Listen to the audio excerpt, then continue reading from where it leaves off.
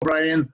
I see the Kerry jersey there, and we were going to welcome that fine Kerry team here to Enniskeane a few weeks ago, but it was all knocked on the head. But to be another day.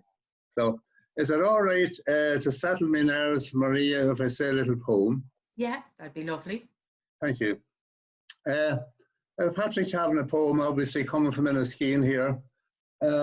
This time of year, a poem called Peace. And it goes something like this. Sometimes I am sorry when the grass is growing over the stones on quiet hollows and the cocksfoot leans across the rutted cart paths, that I am not the voice of country fellows who are now standing on the headlands talking of potatoes and corn and turf-backs slip for victory. Here, peace is hawking its coloured scarves and combs and beads of bone. Upon a headland by a whinny hedge, a hare is looking down a leaf-lap furrow. There's an old plough upside down on a weedy ridge, and somebody is shouldering home a saddle harrow.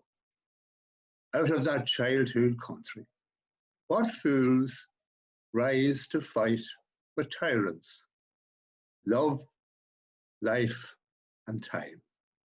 That's Patrick Kavanagh when he was in Dublin missing his countryside friends. Now, one of the ladies said earlier that you hear something and it reminds you of a story, and things like that happen, people chatting, and that's a story, it reminds me of something.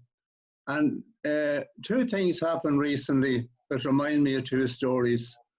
And one was one day during the week, early in the week, I saw the first two swallows coming here. Now, they're probably in Cork earlier because we're a bit slow up here in Monaghan.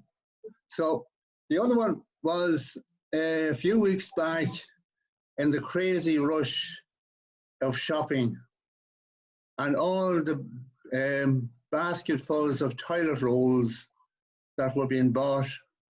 And as a fellow said to me the other day, he says, I didn't think there was as many assholes in Ireland. But this is a story of a friend of a man sadly gone called Paddy Traynor. Paddy Traynor was a shopman, a very progressive kind of a man. Paddy was very helpful and game to have a go at any project that came his way. Now, if Paddy was around these days, he'd be regarded as a kind of an entrepreneur. Now, there was no entrepreneurs back in the late 50s and 60s.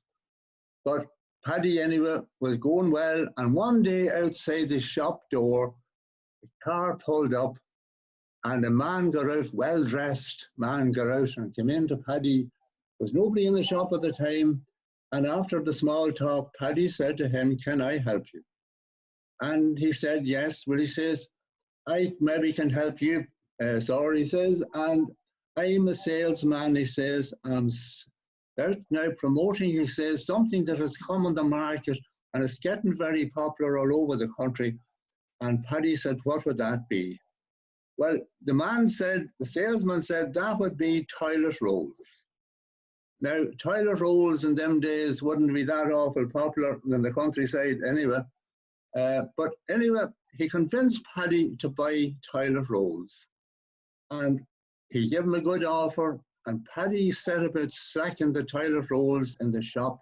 A van came round the next day or so with all these toilet rolls, and he cleared out shelves and the windows, and he had all these bales and bales of toilet rolls in the shop.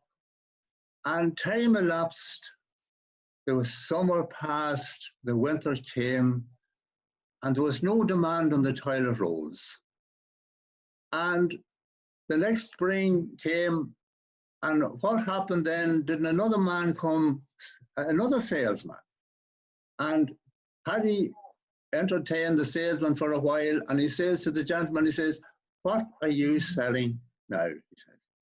Well, he says, there's a thing now getting promoted, he says, widely across the place for people's dental health care called toothpaste. And he says, it's going very cheap, it's very good for the people. And Paddy says to the toothpaste salesman, he says, come in here a minute now, he says, and you look around that shop. And he says, what do you see? Well, your man says, well, he says, I see an awful lot of toilet roll bales. And that's right, says Paddy. There's a man round here last year, he says, and he